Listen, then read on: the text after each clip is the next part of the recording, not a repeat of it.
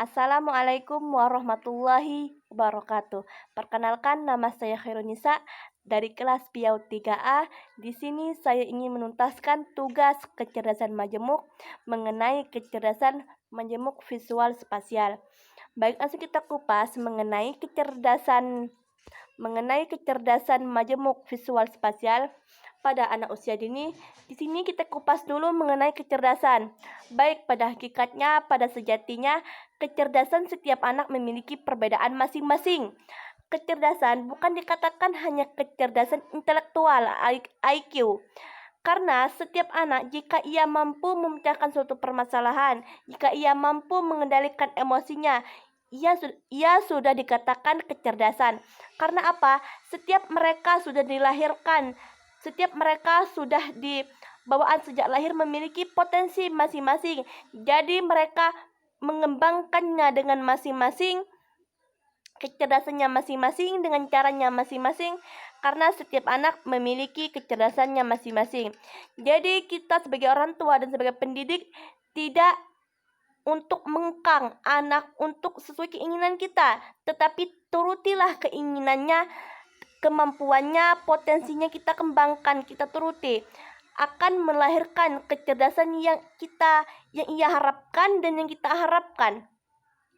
Kemudian, kecerdasan majemuk visual spasial, yaitu salah satu kecerdasan yang perlu distimulasi dan dikembangkan berkaitan dengan kemampuan membentuk suatu model dalam pikiran tentang spasial dan kemampuan menggunakan model dunia nyata.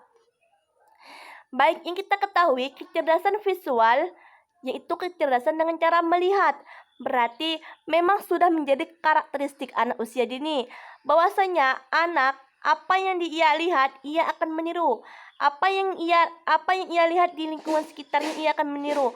Itulah kita sebagai orang tua dan sebagai pendidik, tampilkan kepada mereka hal-hal yang baik, ucapkan kepada mereka hal-hal yang baik, dan mereka akan mencetak apa yang kita kerjakan dan apa yang kita ucapkan. Mereka akan mengcopy pastenya. Kemudian, itulah karakter anak usia dini mengenai kecerdasan majemuk visual spasial. Kemudian mengenai kecerdasan majemuk visual spasial menurut para tokoh-tokoh. Yang pertama, menurut Semitz, kecerdasan yang tinggi memiliki kepekaan dalam mengobservasi untuk berpikir dalam menggambar. Kemudian menurut Nur Laila dan Iskandar, kecerdasan mempunyai kepekaan terhadap garis, bentuk, volume, ruang, keseimbangan, dan lain-lain.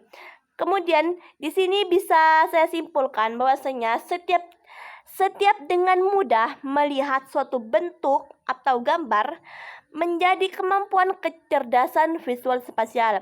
Yang kita bahas tadi, bahwasanya visual yaitu melihat. Jadi kecerdasan anak pada melihat.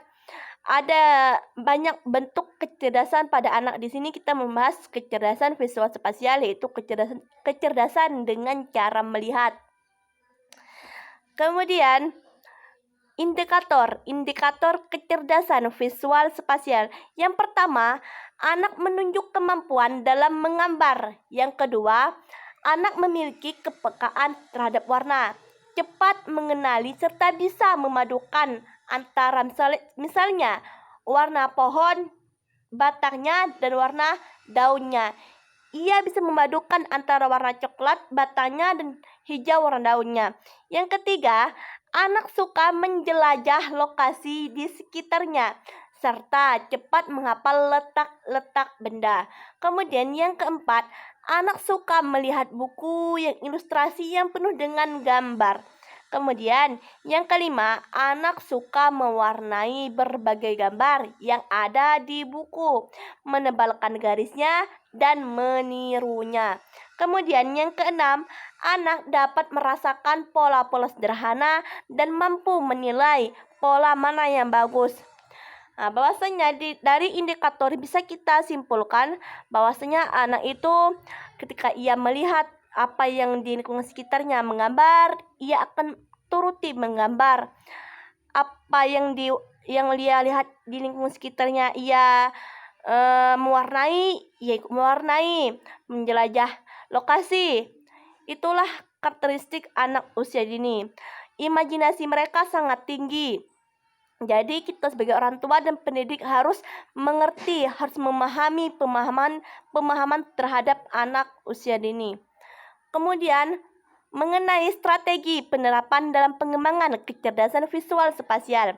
Yang pertama, kenalkan kepada mereka arah. Mengajar mengenal arah dengan mulai membedakan tangan kanan dan tangan kiri. Yang kedua, membuat peta. Mengajak anak untuk membuat peta yang sederhana. Misalnya peta rumah menuju sekolah. Yang ketiga, belajar bentuk. Ketika membaca buku, minta ajak anak untuk memperhatikan bentuk-bentuk yang ada di buku tersebut. Kemudian yang keempat, menggambar dan mewarnai. Anak berlatih berbagai gambar dan garis, mana garis lurus atau lengkung. Kemudian, sedangkan warna melatih batasan posisi warna. Baik, di sini yang kita ketahui mengenai kecerdasan setiap anak tadi sudah dibahas, bahwasanya kecerdasan sudah diberikan Allah, sudah dianugerahkan Allah masing-masing. Bawaan sejak lahir potensi mereka kembangkan menjadi kecerdasan. Kemudian yang kita ketahui bahwasanya kita betapa pentingnya untuk belajar parenting, terutama teruntuk orang tua dan pendidik, karena di situ kita belajar mengenali dunia anak, cara mendidik anak, cara mengaplikasikan bagaimana cara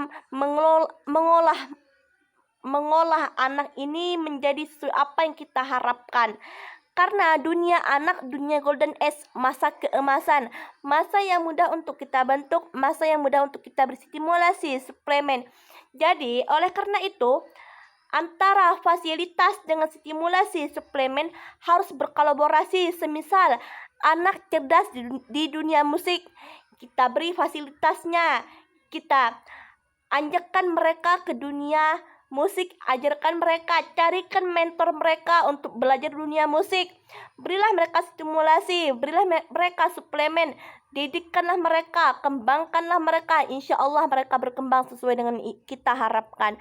Kemudian, semisal anak cerdas di dunia olahraga, cari mentornya, kembangkan, berikan stimulasi, berikan suplemen. Insya Allah anak akan berkembang sesuai harapan kita. Itulah betapa pentingnya kita untuk belajar parenting, karena di dalam tersebut banyak hal yang dapat kita ambil ibrahnya dari hal tersebut.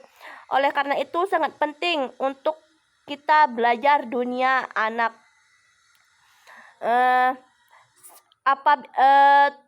Ali bin Abi Thalib pernah mengatakan bahwasanya dari umur 0 sampai 7 tahun jadikan mereka sebagai raja. Dari umur 7 sampai 14 tahun jadikan mereka sebagai tawanan. Kemudian dari umur 15 sampai 21 tahun jadikan mereka sebagai sahabat. Betapa pentingnya kita untuk mempelajari dunia anak, karena anak dari kecil ditempa dengan sesuai syariat Islam, sesuai dengan syariat parenting syariah, sesuai dengan parentingnya Rasulullah SAW. Insya Allah ia akan berkembang sesuai dengan harapan kita. Jadi itulah yang dapat saya jelaskan, dapat saya paparkan. Sebelum saya menutup dari video ini, saya berpesan, apa yang sudah terjadi hari ini, biasakan diri untuk bersyukur. Mungkin ada kata-kata kalimat-kalimat yang kurang berkenan, yang kurang paham, saya mohon maaf. Di sini saya masih proses belajar. Sekian, terima kasih. Wassalamualaikum warahmatullahi wabarakatuh.